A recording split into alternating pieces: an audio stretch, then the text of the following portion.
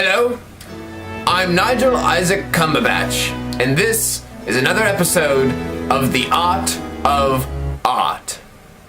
Why did the woman of Hohlefels cross the road? To become the Venus of Willendorf. The development of the representation of the human body form throughout the artful history of art is an interesting one. Going as far back as the Lady of Hohlefels 35,000 years ago and the Venus of Willendorf 22,000 years ago, you can see the exaggeration of the breasts and the thighs and the buttocks and the vaginal region. This emphasis on fertility was without a doubt an intention made by these ancient peoples because of how important fertility was to them. As time progressed, artists began new approaches and new techniques.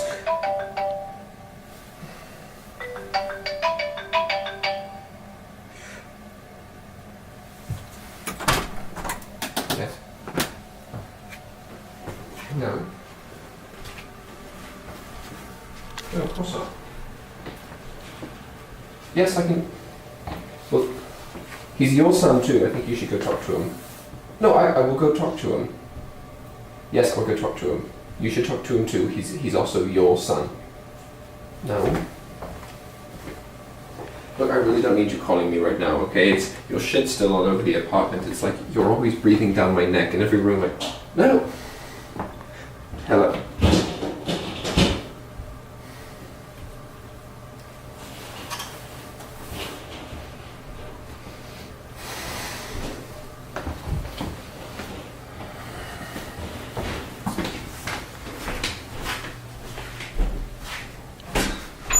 Flash forward to 2900 BC, Mesopotamia. The representation of the human form has now expanded beyond just fertile connotations, with now it having an application in both social hierarchy and religion. As you can see, the taller of these talisman statuettes were representative of a more important public figure, while the smaller ones were most likely regular crafts and tradesmen. Now, these have large eyes representing a constant devotion to God. These would be left on prayer steps to pray for the people they represented while they were out working or cooking or dancing or having fun and doing whatever the like that is what they do in Mesopotamia at the time.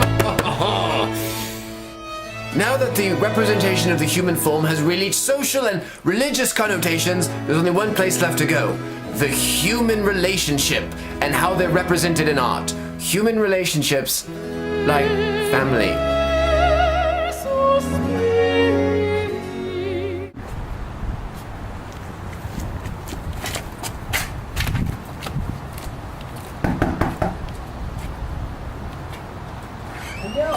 Jeremy! Jeremy! Jeremy, please open the door. I need to talk to you.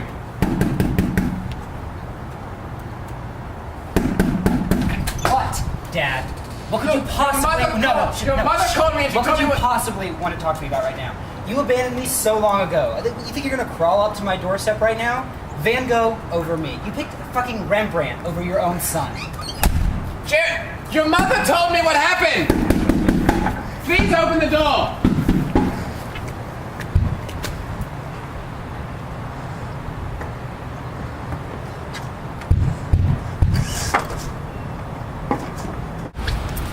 Up next, the Greeks.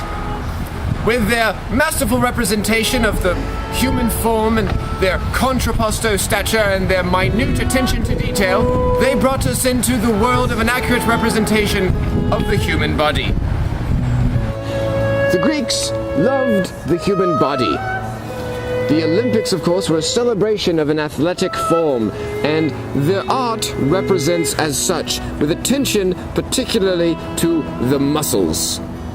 Who hasn't been enthralled with such Greek mythology? Classics by Homer, Archimedes, Euripides. The Greeks loved telling stories, and their art reflects as such. The movement in the later Greek art period, the Hellenistic age, is evident very much so in this piece, which both tells a story and gives off a brilliant sense of movement with such attention to detail, even going above and beyond the attention to detail made in previous Greek works. The Romans were much like the Greeks, but not as good. Instead of using any form of expressionism, the Greeks strive to represent the human body as it really is, captivating and sensual.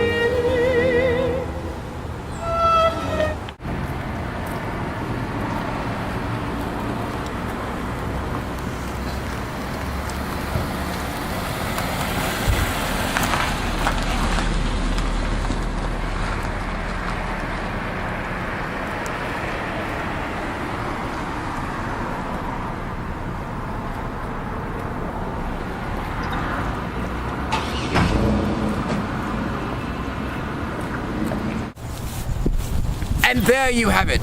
Throughout history, the way the human body is represented is dictated by society and religion and many other elements that come into play. And the way man views his own body is dictated by the same, and of course, art. You've been watching The Art of Art.